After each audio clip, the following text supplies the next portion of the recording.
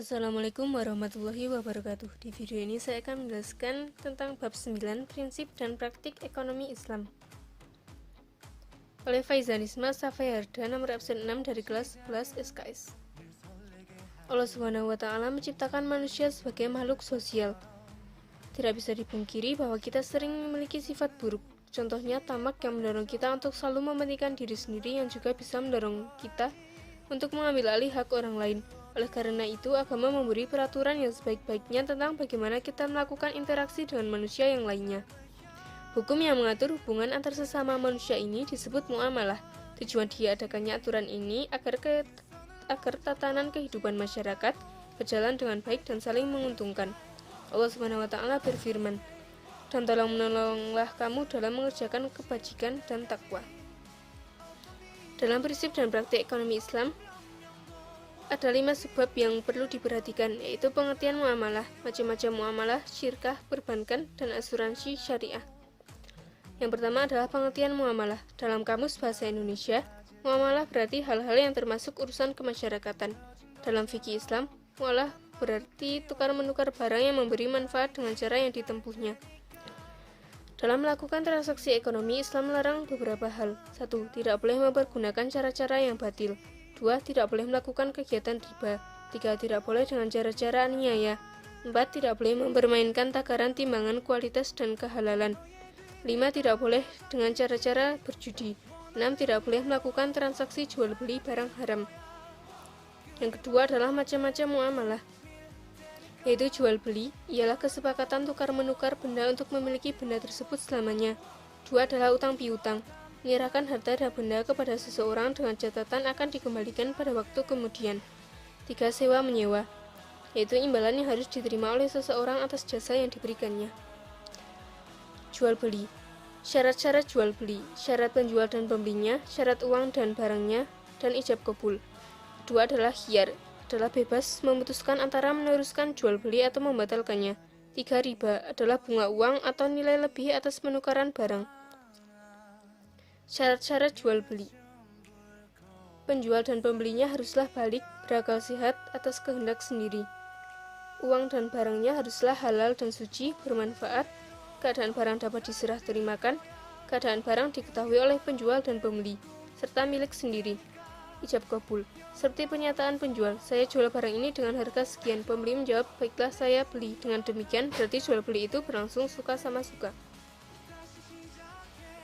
Hiyar, macam-macam hiyar. 1. Hiyar majelis, selama penjual dan pembeli masih berada di tempat berlangsungnya transaksi, keduanya berhak memutuskan, meneruskan, atau membatalkan jual beli. 2 adalah hiyar syarat, hiyar yang dijadikan syarat dalam jual beli. 3 adalah hiyar aibi, pembeli boleh mengembalikan barang yang dibelinya jika terdapat cacat yang dapat mengurangi kualitas barang tersebut.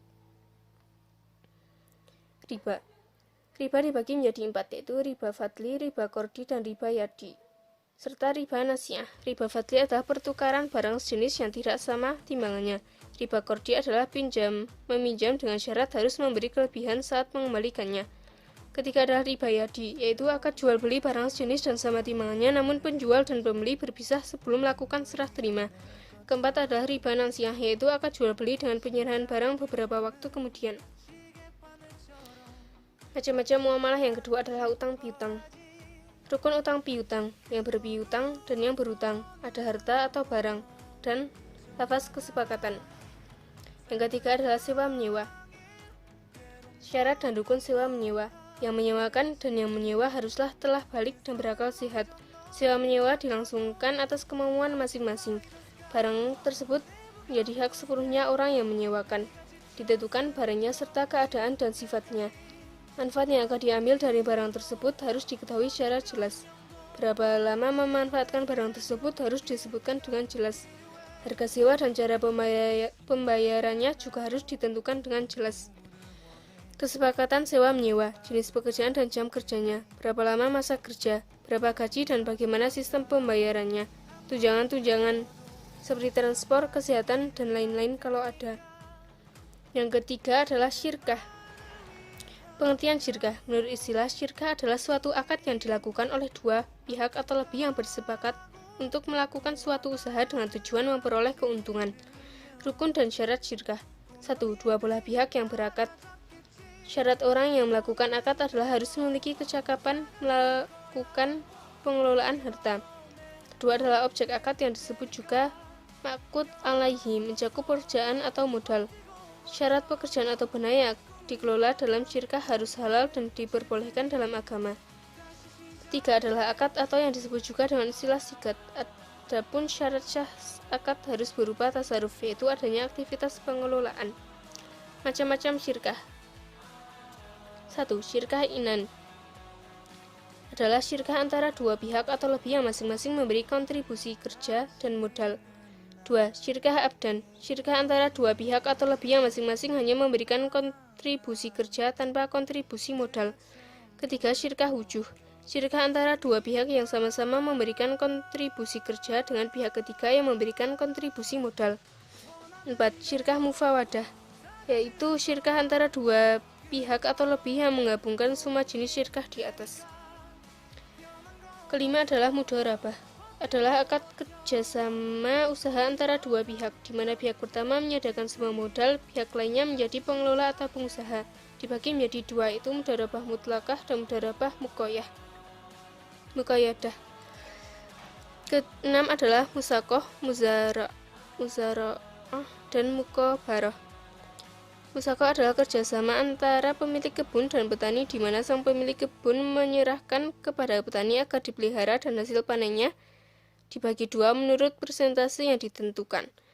Muzara'ah adalah kerjasama dalam bidang pertanian antara pemilik lahan dan petani penggarap, di mana benih tanamannya berasal dari petani. Muqarabah ialah kerjasama dalam bidang pertanian antara pemilik lahan dan petani penggarap, di mana benih tanamannya berasal dari pemilik lahan. Yang keempat adalah perbankan. Bank adalah sebuah lembaga keuangan yang bergerak dalam menghimpun dana masyarakat dan disalurkannya kembali dengan menggunakan sistem bunga. Dibagi menjadi dua, yaitu bank konvensional dan bank Islam. Bank konvensional adalah bank yang fungsi utamanya menghimpun dana untuk disalurkan kepada yang memerlukan, baik perorangan maupun badan usaha. Bank Islam adalah bank yang menjalankan operasinya menurut syariat Islam. Bank Islam menggunakan beberapa cara yang bersih dari riba. 1. Mudharabah, yaitu kerjasama antara pemilik modal dan pelaku usaha dengan perjanjian bagi hasil dan sama-sama menanggung kerugian dengan persentase sesuai perjanjian. 2 adalah musyarakah, yakni kerjasama antara pihak bank dan pengusaha di mana masing-masing sama-sama memiliki saham. 3 adalah wadi'ah, yakni jasa penitipan uang, barang, deposito maupun surat berharga. 4 adalah qardul hasan, yakni pembiayaan lunak yang diberikan kepada nasabah yang baik dalam keadaan darurat. 5 adalah murabahah, yaitu suatu istilah dalam fikih Islam yang menggambarkan suatu jenis penjualan di mana penjual sepakat dengan pembeli untuk menyediakan suatu produk dengan ditambah jumlah keuntungan tertentu di atas biaya produksi.